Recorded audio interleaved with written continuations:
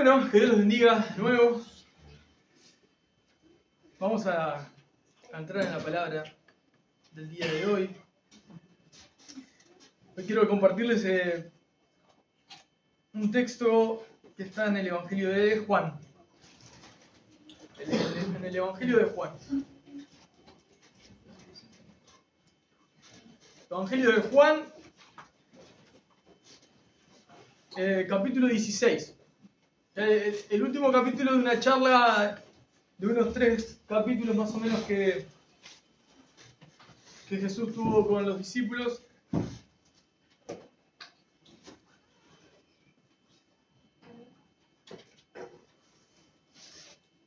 Hace un tiempo predicamos sobre otros temas y yo creo que les mencioné algo como, leímos un texto y yo les decía, piensen que este texto nos llevó 1 hora de predicación y capaz que horas y semanas de que se prepara un sermón, ¿no? Según el tipo que tenga para hacer y estar delante del texto.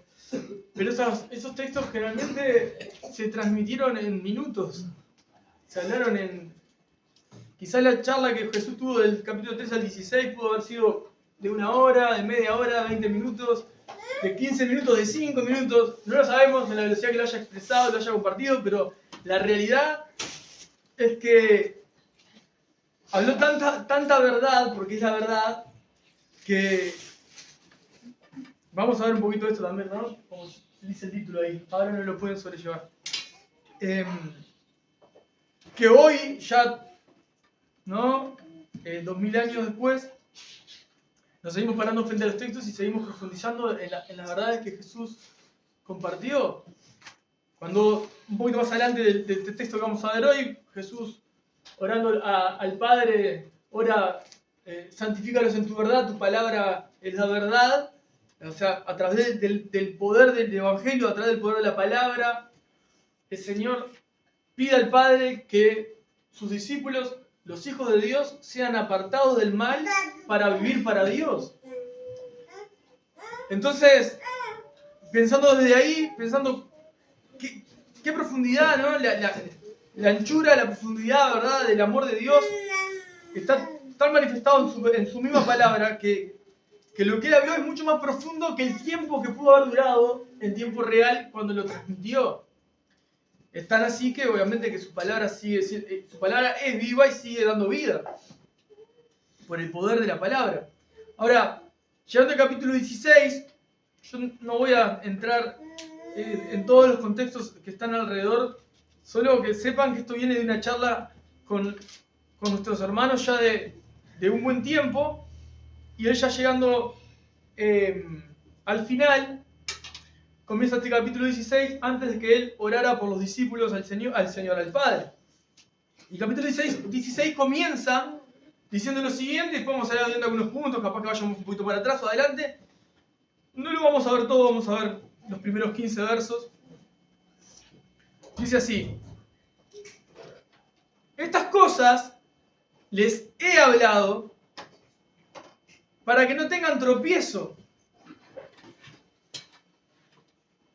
Los expulsarán de las sinagogas y aún viene la hora cuando cualquiera que les mate pensará que rinde servicio a Dios. Y harán esto porque no conocen al Padre ni a mí. Mas le he dicho estas cosas para que cuando llegue la hora se acuerden de que ya se los había dicho. Esto no se los dije al principio porque yo estaba con ustedes. Pero ahora voy al que me envió y ninguno de ustedes me pregunta, ¿a dónde vas? Antes, porque les he dicho estas cosas, tristeza ha llenado su corazón. Pero yo les digo la verdad, les conviene que yo me vaya, porque si no me fuera el Consolador, no vendría a ustedes, mas si me fuere, se los enviaré. Y cuando Él venga, convencerá al mundo de pecado, de justicia y de juicio. De pecado, por cuanto no creen en mí. De justicia, por cuanto voy al Padre y no me van a ver más. Y de juicio, por cuanto el príncipe de este mundo ha sido ya juzgado. Aún tengo muchas cosas que decirles, pero ahora no las pueden sobrellevar. Pero cuando venga el Espíritu de verdad, Él los guiará a toda la verdad. Porque no hablará por su propia cuenta, sino que hablará todo lo que oyere y les hará saber las cosas que habrán de venir. Él me glorificará porque tomará de lo mío y se los hará saber. Todo lo que tiene el Padre es mío. Por eso dije que tomará de lo mío y se los hará saber. Amén.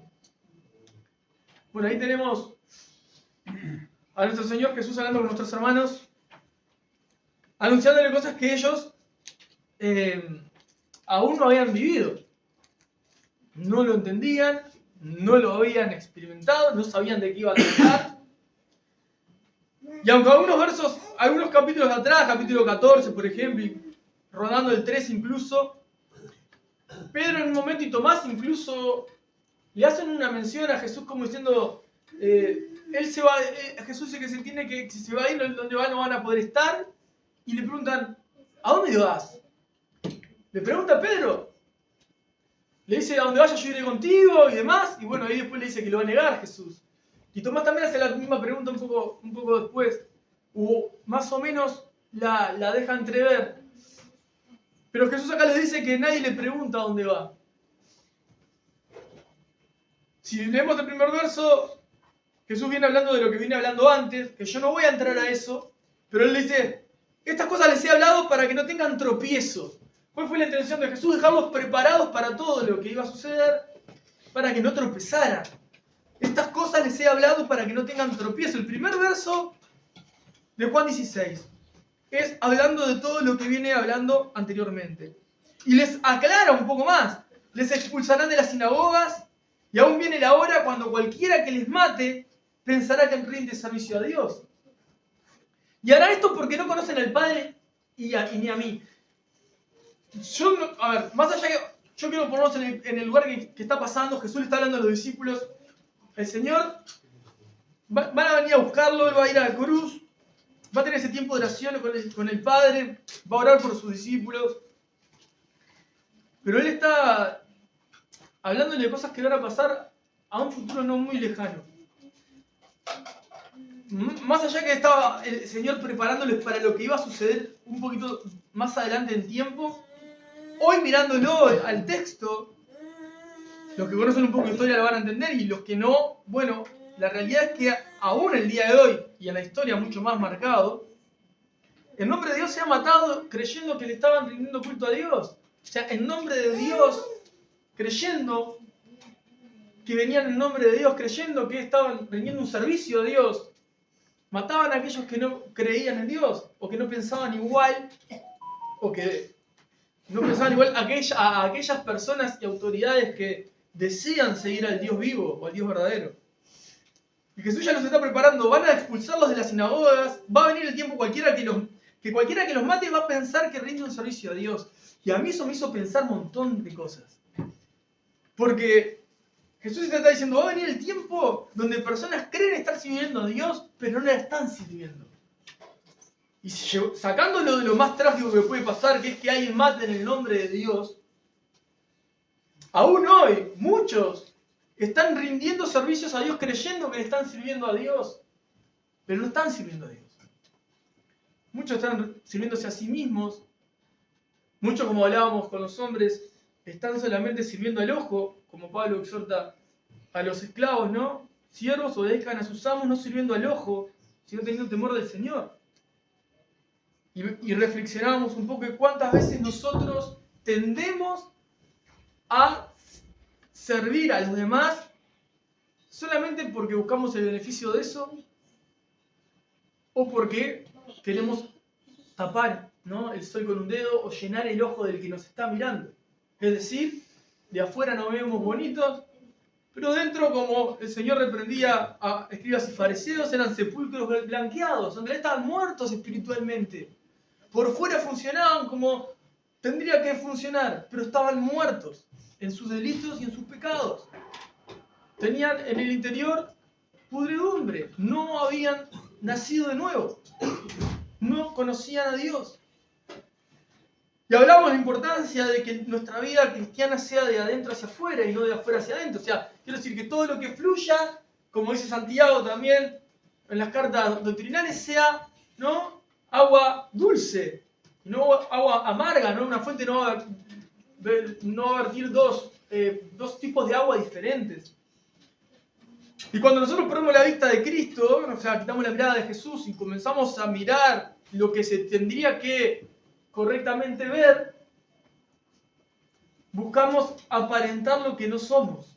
Y en realidad estamos pecando porque a Dios no le podemos esconder nada. Dios está viendo que nosotros estamos tapando el ojo. Estamos sirviendo al ojo, no estamos sirviendo a Cristo. Eso no habla de aquellos que sean más extrovertidos y las cosas que hacen son más visibles, tampoco habla de aquellos que de repente nos toca estar parados delante de gente. Esto habla de cualquier persona, en cualquier ambiente, en cualquier lugar que se dice ser cristiana y creyendo ser cristiana, en realidad está más preocupado por mostrar lo que no es, que se vea realmente lo que es, con sus defectos y sus virtudes. Algo que me pareció bueno dentro de todo lo que compartíamos. Un hermano compartía algo que me bendijo mucho, y fue que él no estaba acostumbrado a que en reuniones donde habían diferentes hermanos, ¿no?, y liderazgo y demás, jamás estuve en una charla en la que se pudiera hablar tan abiertamente de las vulnerabilidades del corazón de cada uno. O sea, que acá no estábamos mostrándonos súper espirituales. Somos personas que necesitamos la gracia. Y algo muy, muy importante, todo esto solo nace de este aviso del Señor, de que van a llegar momentos que van a matar a cualquiera de estos hermanos nuestros, y en nombre de Dios, creyendo que le rendían servicio a Dios. ¿Por qué digo esto? ¿Qué tiene que ver todo esto con lo que estoy hablando? Todo. Porque, fíjate, qué importante es examinar nuestro corazón y saber realmente si estamos en la fe que estábamos cantando hace 5 minutos atrás. No sea que nos encontremos cantándole a alguien que no nos conoce, creyendo que le estamos siguiendo o que le estamos sirviendo. Por eso es muy importante examinar el corazón. Y no... A ver, si nosotros miramos nuestro corazón sin la cruz de Cristo, lo único que vamos a ver es pudredumbre, engaños, mentiras, todos los deseos engañosos de la carne. Pero nosotros no tenemos que examinar con el ojo malo nuestra vida, lo tenemos que ver a través de la cruz, ¿no? La lupa tendría que ser nuestra cruz y ver nuestra vida a través del Evangelio y ver las señales que el Espíritu de Dios pueda poner en nuestra vida para dar evidencia que realmente fuimos llamados a servirle y a seguirle. No sea que muchos hoy en día, ayer conversaba con un pastor, me compartía algún testimonio de la vieja escuela, de las viejas generaciones que abrazaron la bandera de Cristo e intentaron sembrar el Evangelio en Uruguay. Un caso de un misionero en particular que plantó más de una decena o más de una docena, bastante más, de iglesias en Uruguay, y compró campos y compró de todo. Y se fue de Uruguay por el escepticismo que había y estaba cansado de cómo el uruguayo lo usaba. Y dejó todo abandonado y se fue. Otro pastor me compartía que en la cantidad de iglesias unidas que tienen como concilio, tienen como 6 o 7 que tienen hermanos que se congregan, pero no hay pastor. Otro concilio parecido de otra corriente cristiana me compartía que estuvieron visitando a hombres que están dentro de sus congregaciones viviendo, pero el lugar está totalmente vacío, sin personas, sin servir a las ovejas de Cristo, pero aún denominándose como pastores de nadie. Pero no me quiten ese lugar que me lo dieron. Así está la iglesia de Cristo a nivel general, ¿no? En Uruguay. A lo largo del tiempo, estas personas que intentaron llevar el Evangelio adelante, que buscaron proclamar el Evangelio, lo que lograron en realidad fue llevar el Evangelio, pero obviamente con el tinte de las obras de cada uno, con la personalidad de cada uno. Muchas cosas. Uno de los testimonios tristes que me compartía era de una hermana. Él me decía, el gran problema que hubo fue que la gracia se predicaba, pero jamás se aplicaba. Hoy estamos en otra corriente que es todo lo contrario. La gracia parece, la colocamos al revés, como el permitido de seguir en pecado. Eso lo hablaba con alguno de ustedes hace unos días porque venía reflexionando sobre esto. Entonces, había una situación de un pastor que lamentablemente su hija no supo esperar a la persona indicada y eso quedó en evidencia delante de su familia y el pastor la colocó delante de toda su congregación, le expone a toda la iglesia la situación y le dice, y como disciplina no va a volver por 3 meses a la iglesia, así que quiero que sepan que todos que es por esto. Y después de ahí, la mandó a su casa. Entonces, no sabemos el contexto, si la persona estaba arrepentida, si la persona realmente se dio cuenta que estaba mal lo que estaba haciendo y demás, o lo que fuese, no tuvo oportunidad de arrepentimiento o de sana disciplina, porque la disciplina no es una exposición a todo el mundo para que te sientas totalmente avergonzado y denigrado y señalado, ¿verdad? Es todo lo contrario, o sea, lo que menos había ahí era gracia de Dios. Nos quita, como hablábamos, no quita que la persona haya pecado, que la persona tenga que arrepentirse, que la persona necesite llegar a Cristo o que sea disciplinada de la manera que sea. Pero nosotros no buscamos la exposición, ni denigrar a la persona, ni señalar la falta de una persona que quizá ya estaba arrepentida y si Cristo había ocultado esas faltas y limpió esas faltas, ¿quiénes somos nosotros para poder evidenciarlo y pararlo delante de todo el mundo, no? Entonces me hablaba de un tiempo en el que la gracia se hablaba en demasía, pero se aplicaba a nada, ¿verdad? O haciendo kilómetros, ¿no? De acá de Camino Carrasco a Lomas, a una de las iglesias que había para el lado norte, caminando, a abrir la iglesia para el día de oración, y de repente llegaban y el pastor llevaba en un Mercedes, por ejemplo. Y se iba en un Mercedes, y los hermanos que estaban a cargo del lugar, se iban caminando después, kilómetros y kilómetros. Entonces veías personas que estaban matando a las personas, le estaban matando su fe, los estaban usando, los estaban lastimando. Pero esas personas que estaban haciendo eso en su interior creían que rendían servicio a Dios. Estaban convencidos que estaban rindiendo un servicio a Dios. Hoy lo mirás, como cambió la cultura y cambió la sociedad, y lamentablemente la iglesia siempre es permeada, lamentablemente digo, por la cultura del momento. Entonces, en aquel tiempo, hombres duros, hombres fuertes, como decimos nosotros, no, más así entre nosotros, nuestra jerga, hombres machos alfa, ¿no? Brutos, machistas, claro, se convertían y la Biblia parece que nos enseña a tener que ser hombres como... No, todo lo contrario. Hoy nos fuimos al otro extremo, hombres débiles, ¿no? Que no saben liderar, o sea, como en el tiempo de Jueces o más atrás. Entonces parece que es como medio hasta cíclico, ¿no? La cuestión del pecado o las herramientas que usa Satanás. A veces endurece los corazones de los hombres para que los hombres se vuelvan duros, tercos, no fríos. Después los vuelve blanditos, pero no en términos espirituales, sino en términos de carácter. Y así los tiene de una punta a otra. Claro, porque lo que busca en realidad es evitar que las personas se vuelvan a Cristo y formen el carácter de Cristo en su vida. Lo que está buscando en realidad es todo el tiempo mantenerlos de una distancia o a otra. Al débil hacerlo más débil y al duro hacerlo más duro. Ahora, si un cristiano alguien se vuelve a Cristo y nace de nuevo, esa vieja vida la tiene que abandonar. Ni duro ni débil. Tiene que hacerse fuerte en Dios y tener el carácter de Cristo para vivir como Cristo enseña. Aplicar la gracia cuando tiene que aplicarse la gracia. Aplicar disciplina en amor también es demostrar gracia. Tener ética, tener prudencia. Hay un montón de cosas que en aquel tiempo, en nombre de Dios, no se tenían en cuenta.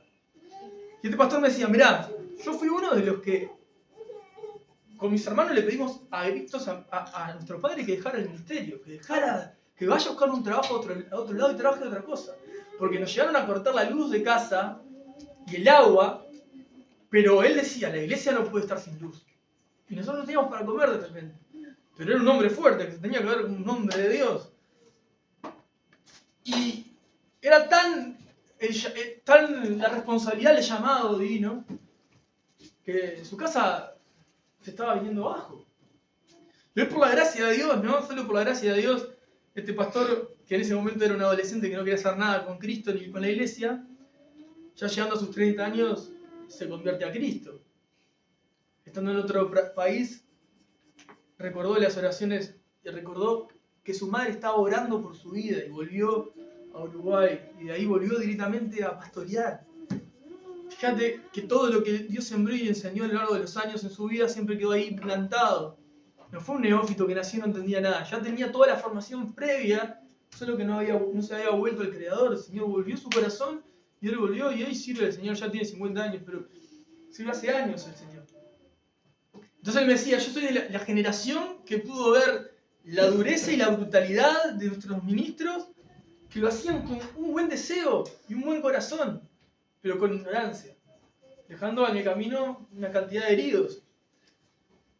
Me preocupa caer en cualquiera de los dos extremos, ¿no? El que por creer que tiene el llamado de Dios a hablar las verdades termine ejecutando a un pueblo, o el extremo de Dios es amor, dejemos que Dios opere, no digamos la verdad, hablemos a medias, tapemos el pecado. Cualquiera de los extremos son totalmente pecaminosos y no son los correctos. Dios nos guarde de llegar a un extremo como el que está Jesús hablando que les pasó a nuestros hermanos en ese momento. Muchos los iban a matar y creían que estaban rindiendo un servicio a Dios. Y dice el 3, y harán esto porque no conocen al Padre ni a mí. O sea, lo hacen porque no nos conocen, porque si conocieran quiénes somos realmente, no harían lo que están haciendo.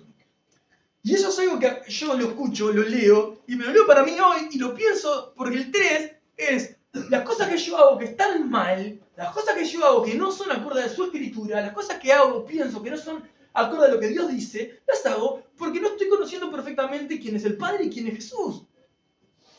¿Y por qué no lo conozco? Porque no paso tiempo con ellos. ¿Por qué no lo conozco? Porque no oro a ellos. ¿Por qué no lo conozco? Porque no tengo una intimidad con su palabra. Y me estoy haciendo un Dios a lo que a mí me parece. Yo creo que Dios entiende así. Esta más peligrosa. Yo siento en mi corazón que Dios quiere. Tu corazón es engañoso y perverso, y la única manera de determinar si eso está en la voluntad de Dios o no es sabiendo si está acorde a las Escrituras. Entonces tenemos los extremos de hombres fríos, duros, que no demostraron nunca gracia, y hombres que son movidos por las emociones. Con buenas intenciones, te estoy hablando que de los dos lados hay buenas intenciones, pero no alcanzan a tener buenas intenciones. Por eso tenemos que ser expositores de la palabra de Dios. No somos voceros de nuestros pensamientos y nuestras imaginaciones, somos voceros de lo que está escrito. Y buscamos dar luz al oyente de lo que está escrito, tratar de llevarlo al lenguaje más claro posible para el entendimiento promedio que tengamos delante. Porque si yo me tengo que parar en un seminario o en una conferencia, voy a hablar mucho más meticulosamente, con argumentos y con palabras mucho más difíciles de entender para el cristiano común, el cristiano estándar, vamos a decir. Porque ahí va... la necesidad va a ser mayor desde otros lugares, técnicos incluso. Pero no es el lugar en el que voy a estar en este momento y lo que Dios me llama a responder y la manera que me llama a responder. Si tengo que hablarle a niños, voy a tener que llevar el Evangelio de una manera en que el niño pueda entender de manera práctica el Evangelio. Entonces nosotros cuando hablamos, todo el proceso que hay atrás de preparar un sermón, de preparar un mensaje, es mucho más escabroso. Nosotros vamos a toda una profundidad para encontrar lo que Dios quiere decir en su texto y lo traemos a flote, vamos a decir, y lo vamos a entregar de la manera más sencilla posible para que el oyente común pueda entenderlo. Y esa es cada cosa. Por eso nosotros usamos, como el Señor Jesús lo hacía, usando parábolas, ilustraciones y demás. Nosotros podemos tomar ejemplos del día a día, podemos poner ejemplos, podemos citar, etcétera, etcétera, para ponerle el contexto, darle la intención al pasaje, si no queda claro en sí mismo, en principio, o si el tiempo quizá no nos permite entrar en el contexto mayor y solamente en el contexto inmediato. Hay todo un trabajo atrás que quizá la persona que pueda escuchar 40 minutos, 50 minutos o una hora de predicación no la va a encontrar. Esa es tarea del predicador. Pero también es tarea de cada uno ir involucrándose en la relación con Dios para ir entrando a una profundidad de relación más cercana con Cristo. Y que empiecen a ver la evidencia de esa relación. Yo creo que vamos a ir entrando y vamos a ir viendo algunas cosas. El 4 dice, mas les he dicho estas cosas para que cuando llegue la hora se acuerden de que ya se los había dicho. Fíjense, les dije estas cosas para que cuando llegue ese momento ustedes se acuerden que yo ya les avisé que esto iba a pasar. Como un padre, no, a un hijo, mirá que si haces eso te va a pasar tal cosa, yo ya te avisé, ¿no? A mí me lo hicieron millones de veces y yo se lo digo todos los días a mi hija. Todos los días. Pierdo la cantidad de veces que se lo digo por día. Pero ¿cuál es la intención? Tratar que la persona que está escuchando evite problemas. Evite entrar en el error. O sea apercibida del peligro. Entonces, lo que Jesús les está diciendo es justamente eso, para que estén apercibidos a que esto va a suceder. Cuando suceda, ustedes van a probar, yo ya se los avisé, ustedes van a estar preparados para esta situación. Miren lo que dice el 4, cómo sigue. Esto no se los dije al principio porque yo estaba con ustedes. Ahora, Jesús les está diciendo, mirá, yo ahora voy a empezar a compartirles ciertas cosas que no era necesario que las escucharan mientras yo estaba cerca de ustedes, pero ahora cuando voy a estar con ustedes, necesito que ustedes sepan esto. Muy similar a nuestra vida cotidiana, porque lo que mejor vemos acá es el amor de Dios hacia sus hijos, ¿no? Y como cristianos es igual, nosotros muchas veces hacemos este tipo de cosas. Hay cosas que quizás no las hablamos, cosas que no las decimos, pero en el momento que tenemos que estar lejos de, dirá, yo no voy a estar, te quiero decir esto, prepararte para esto, esto, papá. Bueno, Jesús le dice, esto no se lo dije al principio porque yo estaba con ustedes. El 5, pero ahora voy al que me envió y ninguno de ustedes me pregunta ¿dónde vas? Antes, porque les he dicho estas cosas, tristeza ha llenado su corazón. Ellos estaban tristes, nadie le preguntaba a dónde iba el Señor Jesús. Pedro le hace esa pregunta, pero no con la intención realmente de saber a dónde iba. Pedro le pregunta un par de capítulos atrás, ¿a dónde vas? A donde yo voy usted no puede. ¿A dónde vas? Yo te seguiré. Pero no le está diciendo a dónde vas para saber a dónde iba. Sino más bien ese a dónde vas que se pregunta generalmente cuando uno lo que quiere es que la persona se quede y no me importa a dónde vas en realidad. Ah, ¿te vas? No me interesa a dónde te vas. Ah, ¿a dónde vas? Yo quiero que te quedes. Esa era la pregunta de Pedro en ese momento. Esa era la misma de Tomás. Con la intención de retenerte. Yo te quiero para mí, ¿no? De mirar hacia ellos. No estoy pensando ni en el plan divino, no pienso en nada de lo que me compartiste ni lo que me dijiste, Jesús. Yo quiero que te quedes a mi lado, nada más. No me interesa más nada. Y esa es la actitud muchas veces de nosotros también, ¿no? Muchísimas veces lo que queremos es, ¿no? Que esto se quede. No entiendo ni por qué viene, ni por qué está, ni para qué llega. No, yo solo quiero que esto se quede y no se mueva de ahí. En este caso, ¿no? Los discípulos querían a Jesús al lado, no querían que se vaya, no le importaba dónde iba, ni lo que estaba diciendo. Ellos pensaban en ellos mismos. Y estaban tristes porque se iba, pero no entendieron nada hasta ahí. El 7. Pero yo les digo la verdad, les conviene que yo me vaya, porque si no me fuera, el Consolador, que es Parácletos en griego, ¿tá? Que es consolador, ayudador, el guía, eso es el término en griego para el Espíritu Santo, Parácletos. No vendría a ustedes, mas si me fuere, se lo enviaré. Y cuando Él venga, convencerá al mundo de pecado, de justicia y de juicio. De pecado, por cuanto no creen en mí. Obviamente, si esto lo está hablando en tiempo real, o apuntando hacia la cruz, o apuntando a su segunda venida, según el lugar que se quieran poner, porque en esto hay una disputa de siglos y siglos, realmente si Jesús está hablando de la cruz, o si está hablando del día final, lo que está diciendo es que el Espíritu Santo lo que va a hacer es hacerle ver a las personas su condición de pecador. Va a convencer a las personas de que están pecando. Y de juicio. ¿Por qué de juicio? Dice, de pecado por cuanto no creen en mí. De justicia, por cuanto voy al Padre y no me verán más. Si fuese en la cruz y su resurrección y su ascensión, de justicia porque, bueno, algunos pueden pensar de justicia porque Él es el justo, y si ese es el justo, que se entregó por los injustos para llevarnos a Dios, va a convencer al mundo, de que la justicia del mundo no es justa. De que los méritos del hombre no alcanzan. Le va a demostrar al hombre que por más bueno que quiera ser, o que lo mejor que se porte, o las mejores obras que quiera hacer, no le va a ganar el favor a Dios. El Espíritu Santo va a convencer de pecado. Las personas van a entenderse pecadoras, las personas van a entender que su justicia no es justicia y que no van a poder alcanzar los méritos de Cristo ni el favor de Dios por sus propias obras. Y va a convencer al mundo de juicio por cuanto el príncipe de este mundo ya ha sido juzgado. O sea, el mundo entero va a ver que el maligno y todas las huestes espirituales de maldad ya fueron juzgadas. Fíjate que el Señor, vamos a decir así, para entenderlo más sencillamente, Pablo escribe a las cartas doctrinales que Cristo ya fue crucificado antes de la fundación del mundo. ¿Cómo pudo haber pasado eso? Bueno, desde la eternidad pasada, el plan divino era que Cristo venciera en la cruz. Por amor a su iglesia. Entonces, el mundo entero va a poder ver que el mundo, el príncipe de este mundo, ya ha sido juzgado, ya fue vencido. Ya fue vencido, ya ha sido juzgado, a veces será juzgado, ya ha sido juzgado, esto no va a cambiar, esto va a ser así.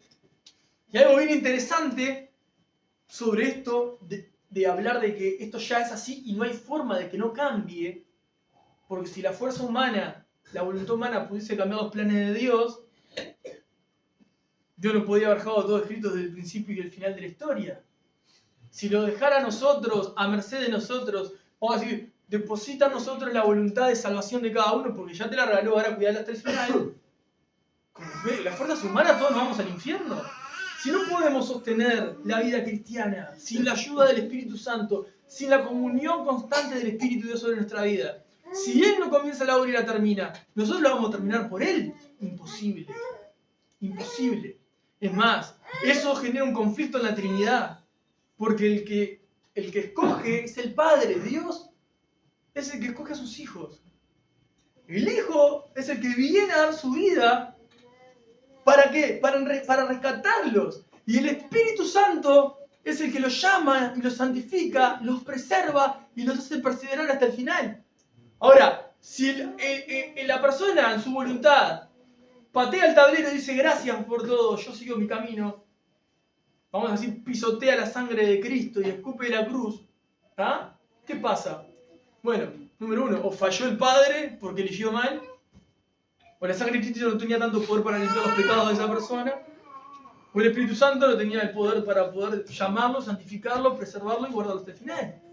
Entonces hay un error enorme en creer que la salvación puede depender del hombre en algún aspecto. Es imposible. Ahora, ¿por qué digo estas cosas? Para que entendamos que el plan divino se gesta desde la eternidad a la eternidad y la salvación es del Señor.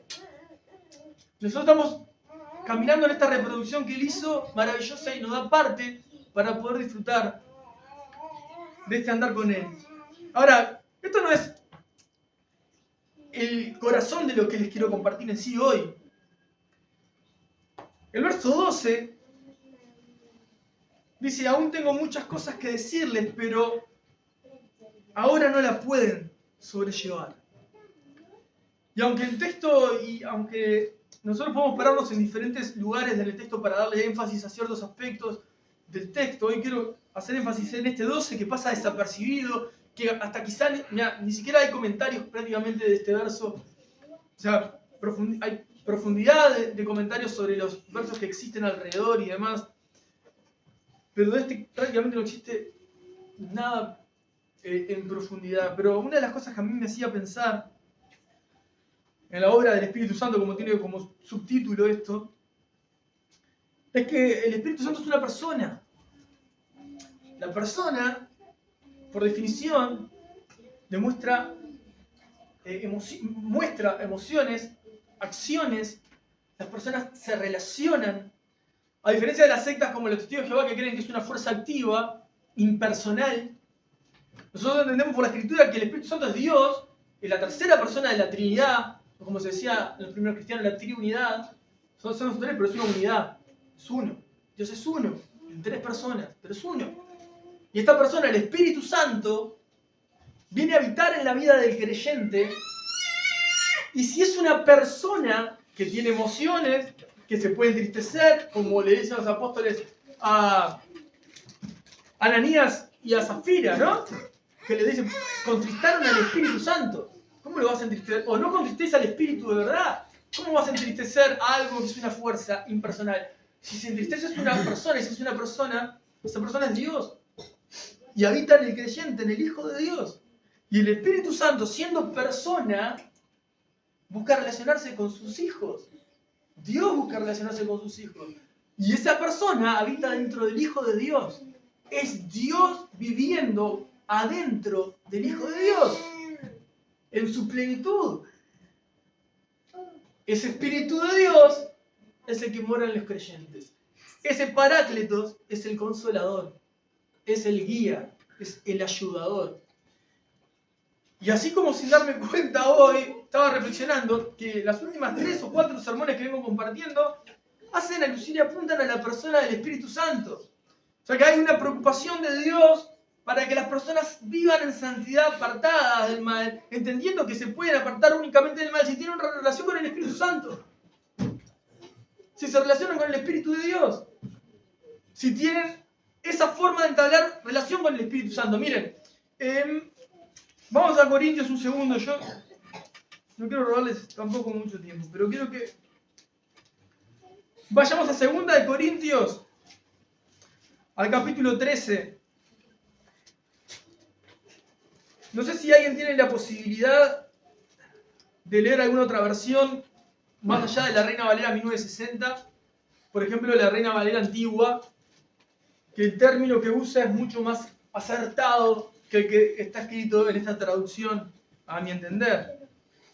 2 Corintios 13, 14, dice la gracia dice la gracia del Señor Jesucristo, la gracia del Señor Jesucristo, el amor de Dios y la comunión del Espíritu Santo sean con ustedes. Amén. Esa es la forma en la que se despedía ahí Pablo en esta carta. Pero la traducción que me parece más acertada, que la Reina Valera antigua lo tiene, dice la gracia del Señor Jesucristo, el amor de Dios y la participación del Espíritu Santo. La participación del Espíritu Santo sea con ustedes. Participa, porque es una persona que se relaciona y busca relacionarse con el Hijo de Dios. Manifiesta sus emociones, guía, consuela, es el ayudador, es el que capacita, es el que vos desarrollás talentos, capacidades que pensabas no tener, las mejorás, las ponés al servicio de Dios, es el que lo está gestando en vos, despierta en tu corazón un amor por el prójimo. Ese es el Espíritu Santo que lo está gestando en vos. Hoy hablaba con un pastor amigo, que lo quiero mucho, de Argentina, y él me compartía algunas cosas, y una de las cosas que me dijo fue, mirá, si vos querés examinarte y ver si hay una característica de madurez en tu vida, ahora se lo voy a explicar mejor, él me dijo, siempre lo desarrollamos, ¿no? Me dijo, una de las características de madurez en tu vida es que ganás almas para Cristo. Y cualquiera pensaría, no, las almas las gana Cristo. Tranquilos, él se supo corregir y supo acuñar el término correctamente. El Cristo que gana las almas es el Espíritu Santo que las llama. Pero lo que él me dijo es esto. La persona que comienza a dejar de pensar en sí misma, en sus problemas, como primer punto en su vida, tengo que solucionar mi vida, mis conflictos, mis problemas, mis frustraciones, mi todo, y después voy a ver qué hago con los demás y la gente que me rodea para hablarles de Jesús. Esa persona algunos, su vida entera pasarán así, sin mostrar una muestra de madurez. y morirán en Cristo sin haber crecido lo que uno anhelaba que pudieran crecer. Su vida entera con problemas siempre los mismos, siempre en el mismo lugar, siempre girando en el mismo círculo, sin salir de ellos. La persona que entiende el Evangelio y sale a vivir el Evangelio es aquella que sabe que Dios se ocupa de su vida en todos los aspectos. De manera que el Espíritu Santo, que es el ayudador y es el consolador y es el que nos guía, nos va a dar las herramientas para no perder el enfoque de nuestra vida personal, nuestra casa, nuestras tareas, pero nos va a abrir las puertas para poder dedicarnos al prójimo, que es lo que nos llamó a hacer. Por eso es el segundo mandamiento. Si vos decís que seguís a Jesús, que amás a Jesús, predicá de Jesús, hablá de Jesús, que es el Salvador. El Espíritu Santo, el Paráclitos, es el que te va a investir, te va a llenar para que lo hagas con denuedo, con autoridad, con pasión, con vehemencia, en el lugar que te muevas. Pero relacionate con este Paráclitos, que es el Espíritu Santo. Relacionate con la tercera persona de Dios, la Trinidad, que vino a morar en tu vida. Que no es un cuentito. Que no es algo que bueno, sí. No es únicamente, es fundamental, porque ahora lo vamos a ver, entender que es el que ilumina nuestras miradas para entender la Escritura. Pero es Dios. Y no únicamente es lo que hace para que te llenes de conocimiento únicamente, sino para que salgas a vivirlo. Y puedas ver a Dios obrar. Puedas ver a Dios obrar. Él me compartía con mucha tristeza que las últimas almas que él pudo alcanzar, o alcanzaron salvación en su congregación, fueron personas que él le predicó el Evangelio. Y vos decís, ¿por qué va a estar triste que si le predicó el Evangelio a personas y se convirtieron y llegaron al Señor y se congregan ahí?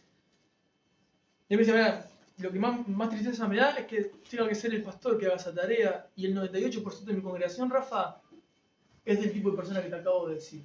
Personas que viven enredados en sus problemas y no hacen más nada que pensar en ellos mismos. Realmente es de preocuparse y es para reflexionar. Porque si nos vemos todos los días, o te veo una vez al mes, o te veo, cuanto más tiempo pase, peor todavía, si te veo cada 5 meses, o me cruzo cada 6 meses contigo, hermano presente no tendría que ser así, pero si fuese con hermano en otro lugar, y cada 2 años, 3, es la misma situación, los mismos problemas, las mismas contestaciones, las cosas muy similares, y no pasó absolutamente más nada que lo mismo, evidentemente no están viviendo el Evangelio, no están disfrutando de la gracia, no están abrazando el Evangelio, no están siguiendo a Cristo. Están enredados en un egocentrismo, en una egolatría, de idolatrarse a sí mismos, de idolatrar sus dolencias, de idolatrar sus frustraciones, de ponerlas por encima del Evangelio, y no entender que nosotros, como todos nuestros hermanos a lo largo de la historia, un Pedro que dejó las redes y siguió, ¿no? O sea, todos nuestros hermanos, un Lot, Noé, Moisés, todos los del Antiguo Testamento, José, Elías, Eliseo, todos nuestros hermanos miraron hacia adelante, siguieron. Atrás, yo sigo y Él me sustenta y Él me sostiene.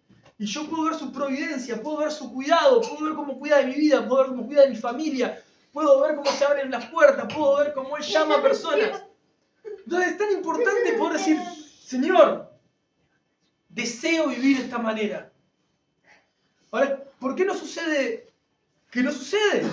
Vamos a hacer así, ¿por qué no sucede? Indudablemente no estamos entendiendo que el Espíritu Santo es Dios morando en nosotros. Y es una persona que busca relacionarse con los hijos de Dios. Y el verso 12, como les decía, aún tengo muchas cosas que decirles, pero ahora no la pueden sobrellevar. Este verso específicamente va dirigido pura y exclusivamente a nuestros hermanos que tenían la autoridad delegada de dejar escrito las verdades de Dios. O sea, los apóstoles. ¿Está? Eran los únicos encargados por la disposición divina, por la voluntad de Dios, de dejar escritas las verdades de Dios, la revelación de Dios para el hombre. La revelación del Evangelio, de la faz de Cristo, etcétera, etcétera. Ahora, aún tengo muchas cosas que decirles, pero ahora no las pueden sobrellevar. Imaginen esto. Le está diciendo a Jesús, yo me tengo que ir a donde ustedes, yo voy, ustedes no van a estar. Ellos a mí se preocuparon por eso, solo no quería que se vaya. Imaginen por un momento si le tenía que decir, miren, lo que va a pasar es que me van a venir a buscar, todos ustedes me van a traicionar, me van a dejar solo, me van a azotar, me van a crucificar, voy a morir en una cruz, pero no voy a solo morir en una cruz, voy a resucitar, y no voy a solo resucitar, después de cierto tiempo voy a ascender, y van a ver todos que yo soy Dios. Todas estas verdades, imagínate que se las dijera de un momento para otro a ellos. Yo lo que quiero que vean es lo siguiente. El Espíritu Santo es el Paráclito, es el Consolador. Pero fíjense la actitud de amor y de cuidado que Jesús tuvo con nuestros hermanos que no iban a poder sobrellevar las verdades que iban a suceder. El mismo Pedro que niega 3 veces al Señor, después que comienza su relación con el Espíritu Santo, se para delante de multitudes a hablar a todo el mundo de Cristo. Y las personas se convertían en miles a los pies del Señor. El mismo que lo había negado, los mismos que habían dejado todo y se habían ido, murieron aserrados, decapitados, quemados con aceite, abandonados. ¿Por qué esa diferencia tan impresionante entre aquellos que caminaron con Jesús, siendo los mismos tiempo después, hablando de aquel que había dado la vida por ellos?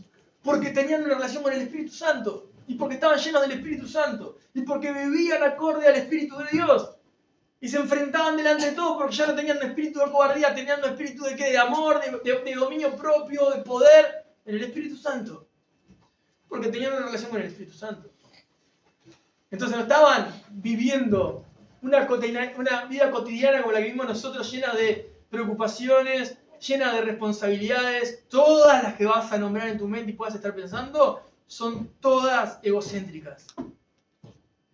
Nuestras 8 horas para los que trabajan, atender la casa, la comida, lo que hay que comprar para mañana, lo que vamos a hacer el fin de semana porque tenemos que estar juntos, la otra semana que se viene el Día del Padre. Todos son pensamientos egocéntricos. Nadie puede estar pensando qué va a estar haciendo para Cristo. Y ahí te vas a dar cuenta por qué vivimos como vivimos el Evangelio. Hoy escuchaba, ¿no? Estábamos reflexionando unos temas con mi esposa y hablamos de este niño que está en Argentina desaparecido, que puede ser una secta que lo haya tomado y puede haber sido una cantidad de hipótesis, ¿no?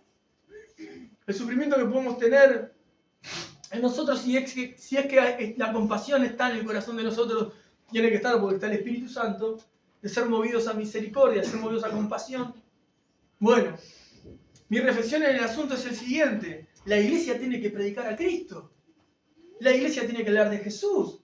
Nosotros podemos estar sumamente bien, tenemos todo encaminado, nuestra vida puede ser tal, pero si no hablamos de Jesús, la gente se sigue perdiendo. Las almas se siguen perdiendo, las personas siguen pasando necesidades, siguen pasando atrocidades.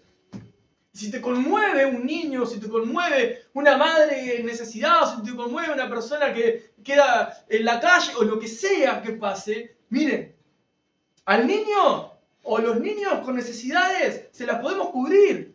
A las madres que vienen de otros países y quedan abandonadas en el país, les podemos cubrir el alimento. A la gente extranjera les podemos dar un trabajo. Todas se van a ir al infierno. No puede ser más preocupante eso que el alma de esas personas. Por eso tenemos que predicar el Evangelio de Cristo, para salvación para todo aquel que cree.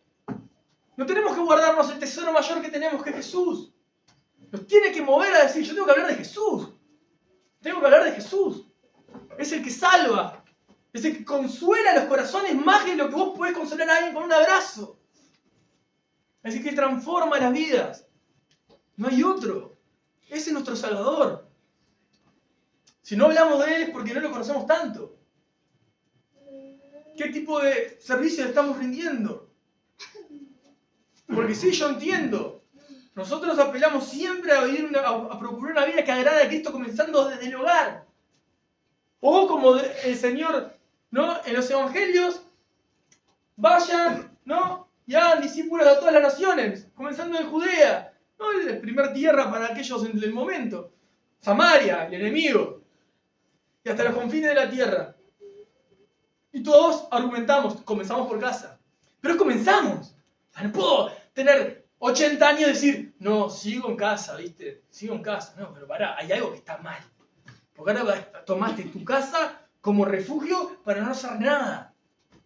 O, en el caso de otras personas, puede ser su trabajo. No, tengo que sostener mi hogar, tengo que trabajar.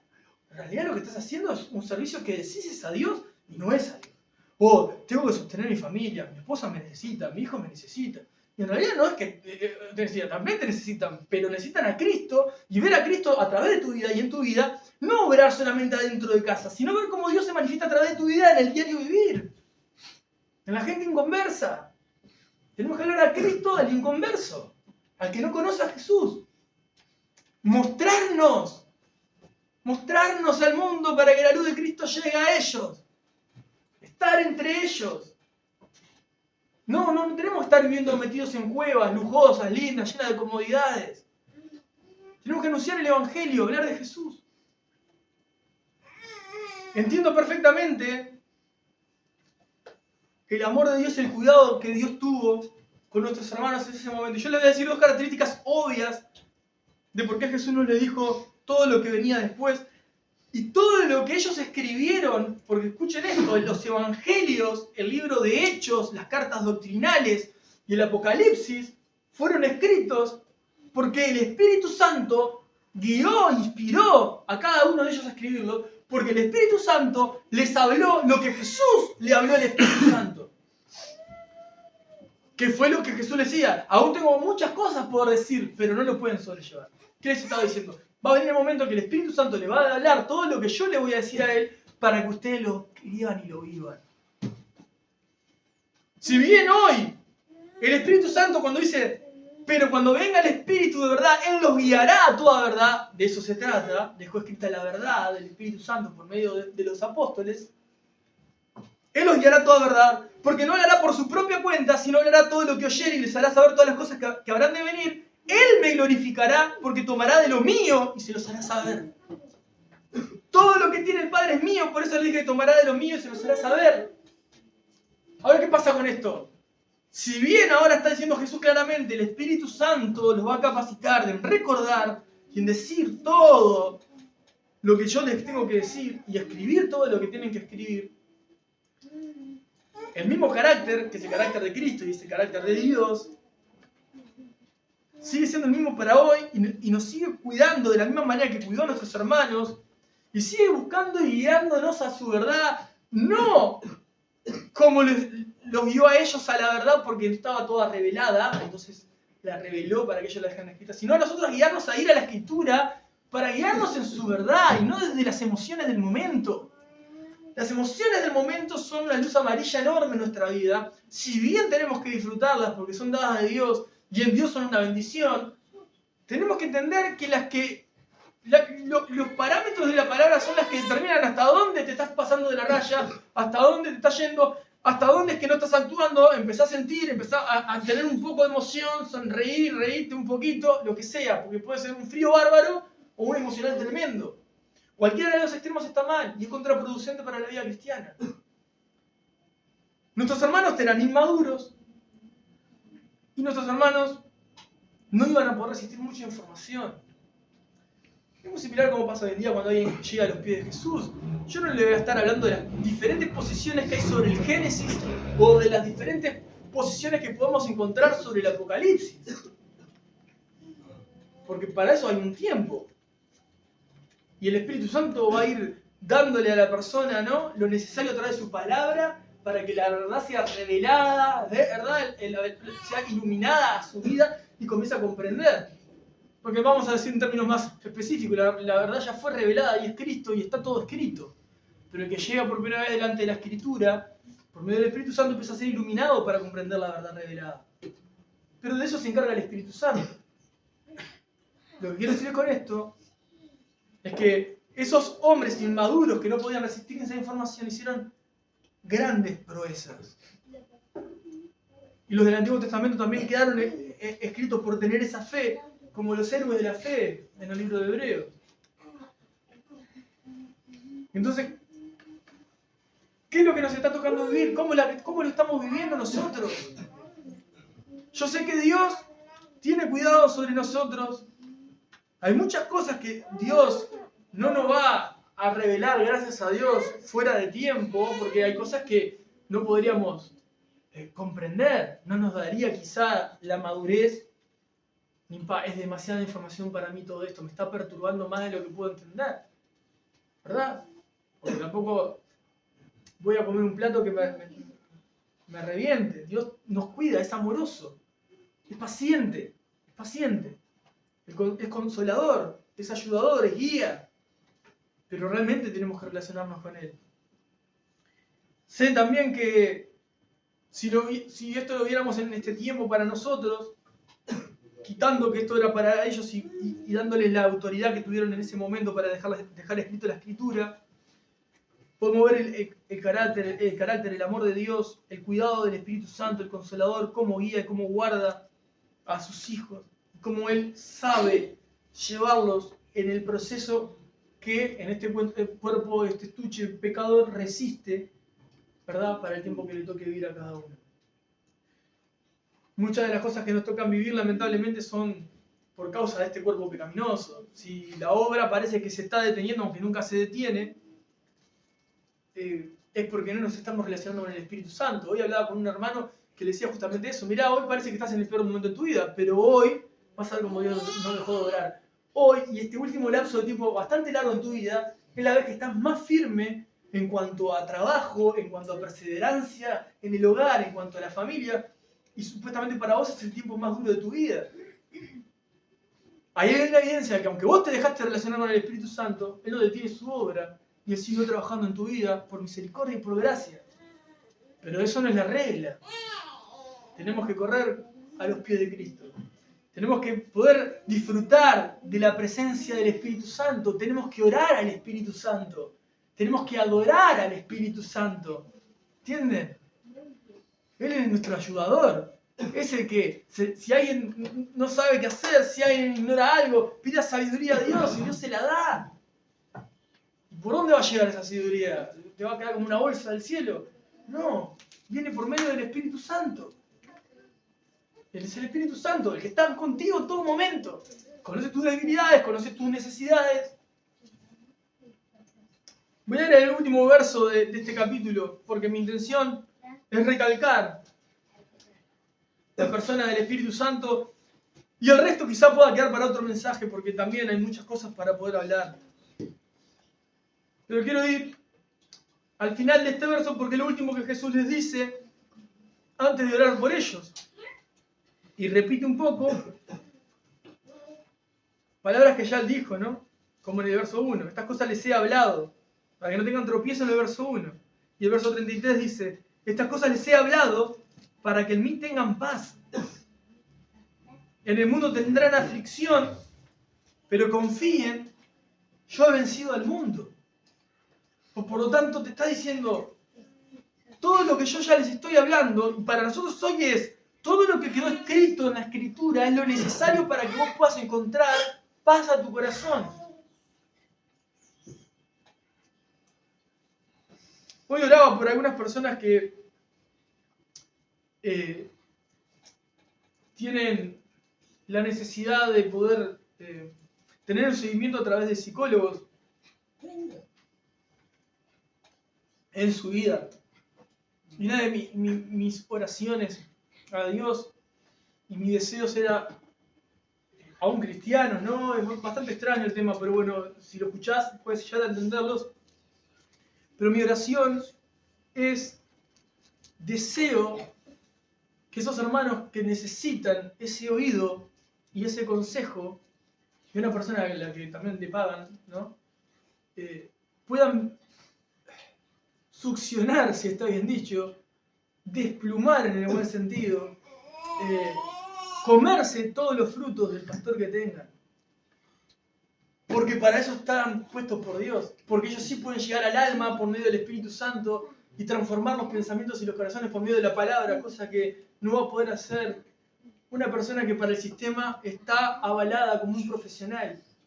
Pero para Cristo, el profesional es el que Él llamó y preparó a través de la Escritura, por medio del Espíritu Santo. El certificado lo pone Cristo, lo pone Dios. los que transformaron la sociedad y el mundo, fueron hijos de Dios, cristianos. Los que levantaron leyes para las mujeres en los tiempos más machistas fueron los cristianos. Los que abrieron los primeros orfanatos fueron cristianos. ¿Dónde salió todo el conocimiento que tuvieron? ¿De dónde salieron toda la forma que tuvieron? Porque eran personas de oración, personas que estaban cerca de Cristo, personas que vivían el Evangelio, que salían a vivir el Evangelio. Impartían la palabra, proclamaban, ponían leyes, iban, se involucraban, adoptaban, abrían casas, se la jugaban por Jesús, ya dejaron de pensar en sí mismos. Vivían para Jesucristo. Sus vidas fueron un ejemplo de seguidores de Jesús y no enredados en sus ombligos, ¿no? Y aprovecharon porque creían en el poder de Dios, aprovecharon los dones que Dios repartió a la iglesia. Y entiendo que estamos en un tiempo donde muchísimos puedan levantarse en nombre de Dios y sirven a Dios, creyendo que sirven a Dios, y hacen desastres y lastimaron una cantidad de hermanos nuestros y corazones que terminan necesitando ayuda de otras personas que lo que van a ir es en contra de las verdades de Cristo. Por eso te digo, lo entiendo. Qué trabajo arduo es, ¿no?, para el Hijo de Dios que busca vivir una vida íntegra delante de Dios, poder llegar al punto de levantar la bandera de Cristo, que digan, yo soy un seguidor de Jesucristo y quiero dar mi vida por Cristo, por eso quiero servirte y dar mi vida en servicio a vos. Si me toca decirlo hoy, se los digo a ustedes, aprovechenme, si está bien dicho, ¿no? Y yo quiero aprovechar, en el buen sentido, sus vidas y sus dones también. Porque eso hace la vida cristiana. Si nosotros leemos historias, van a encontrar que todos los que trastornaron la historia para bien fueron personas cristianas. Porque el que estaba atrás era Dios. Era Dios. Obrando a favor de la iglesia, obrando a favor de aquel que clamaba en un pueblito y todo el pueblo fue bendecido, incrédulos, creyentes, no creyentes. Creo que no estamos dándonos cuenta realmente el depósito que Dios ha puesto en nuestras vidas. No nos estamos dando cuenta que Él transforma y es verdad. Pero ¿qué pasa? Como me decía este pastor amigo hoy, es imposible pensar en un mucho si no somos fieles en lo poco. Y como todo el mundo asocia eso con dinero enseguida, lamentablemente, pensarlo en términos espirituales. Si no puedo entablar una relación diaria, una oración con Dios, soy fiel en eso, en mi relación con el Espíritu Santo, en mi alimento diario de la palabra, en mi momento de devoción y de adoración a Jesús. ¿Cómo puedo pensar y frustrarme las necesidades que puedan estar pasando en mi familia, en mi contexto, en mi trabajo, en el mundo, si ni siquiera estoy siendo equipado por la obra del Espíritu en mi vida porque no me estoy relacionando con Él? Yo entiendo que pueden haber momentos difíciles para todos. Lo entiendo. Dios lo entiende más que yo. Por eso también reflexionaba en esto, en el verso 12. Hay cosas que no las podemos sobrellevar como nuestros hermanos en ese momento. Y Dios tiene un tiempo, un cuidado. Pero eso no es el argumento para que la vida se nos vaya sin hacer nada para Dios. Porque Él tiene interés. Tiene interés. Y te vas a morir y se te fueron los mejores años de tu vida esperando algo que va a suceder, si va a suceder, y va a suceder cuando te muevas. Porque esperamos que la puerta se abra para entrar y no nos movemos para que la puerta se abra. Porque eso es realmente lo que Dios espera. Que nosotros podamos creerle y en eso decir, yo no me veo equipado, yo me veo indigno, yo me veo que fallo, bien, perfecto, es justamente lo que tenés que hacer. Verte así, vulnerable. Necesito al Dios de gracia, que me permite arrepentirme para que no vuelva a cometer los pecados, y en ese arrepentimiento cambie mi manera de pensar y obro a favor de Él. Para eso está la gracia, me da la oportunidad, el favor inmerecido de arrepentirme y de cambiar mi actitud que venía teniendo. No de mantener mi actitud pecaminosa, de cambiar mi actitud. Eso es gracia. Lo otro no es gracia. Entonces tenemos en la Iglesia de Cristo los extremos. Personas que no están relacionándose con Cristo y creen estar siendo sostenidos por gracia y en realidad son sostenidos por misericordia. Y los que realmente pueden apropiarse de la gracia, arrepentirse y salir, muchas veces no lo hacen. Ahora, vuelvo a lo mismo. El Espíritu Santo sabe a la perfección que en el mundo tendremos aflicción. Y las aflicciones del mundo pueden ser incluso tus conflictos personales, las necesidades que estás teniendo en tu familia, todo lo que está pasando en tu mundo egocéntrico, que también es legítimo en cierto aspecto. Pero justamente si te relacionas con Él, vas a tener paz en medio de ese proceso. Vas a tener paz en medio de ese proceso. Esa paz la alcanzamos si nos relacionamos con Dios, no con nadie más. Si primero, miren, si alguien está enfermo entre ustedes, llamen a los ancianos de la iglesia y oren con ellos ungiéndolos con aceite. El aceite queda en último lugar. Todo lo primero, miren, sana sujeción. Llamen a los ancianos para que oren por ustedes. Después unjanlo con aceite. O sea, quiero decir, ¿qué te está poniendo Santiago? Sí, la medicina va a ser necesaria, pero primero la sana obediencia a la vida cristiana. Es decir, yo sé que mi Dios puede obrar y puede transformar. Y aún así, si no lo hace, yo lo primero que voy a ir es corriendo a Dios en todo tiempo. En todo tiempo. Primero está mi relación con Dios. Le creo a Él más que a cualquier otra cosa. Eso no me va a hacer un negligente de no tomar medicamentos y dejar de hacer cosas que Dios permitió y aún dejó a Lucas entre medio de todos para que sepan que Cristo no pateó el tablero y dijo, no, medicina olvídense. No, Dios determinó y permitió la medicina también. Pero eso no quiere decir que anulemos otra cosa. O sea, quiere decir que la fe no elimina la razón, hermanos. Todo lo contrario. La fe ilumina la razón para que entienda la vida acorde a la palabra de Dios. Precede a la razón. No te hace un ignorante la fe. Te hace capaz. Tan capaz que los grandes pensadores y los grandes hermanos que tuvimos a lo largo de la historia cristianos transformaron la vida cristiana. Las transformaron. Eso es muy importante que lo podamos entender. Así que, si estás en momentos de aflicción, si estás en momentos sobrecargados, si estás cansado, si estás confundido, las cosas que sea, yo quiero que sepas que el Paráclitos, que es el Espíritu Santo, lo sabe y tiene cuidado de tu vida y sabe hasta dónde tenés que ir y hasta dónde podés caminar. Él tiene cuidado de tu vida, Él tiene cuidado de tu corazón. Y Él es tu paz. Este llamado es al que podamos relacionarnos con Él. Que nos podamos relacionar con Él. Él es nuestro ayudador. Para eso tenemos a Cristo. Podemos ir delante de Dios siempre. Su sangre derramada nos abrió la posibilidad de llegar en libertad delante del Padre y tener una comunión constante con medio del Espíritu de Dios. Sin esa libertad, nosotros estamos caminando fuera de la voluntad de Dios. Volvamos a Jesús. Conozcamos mayormente el Espíritu Santo. Y sigamos haciendo su voluntad o busquemos hacer su voluntad. Amén.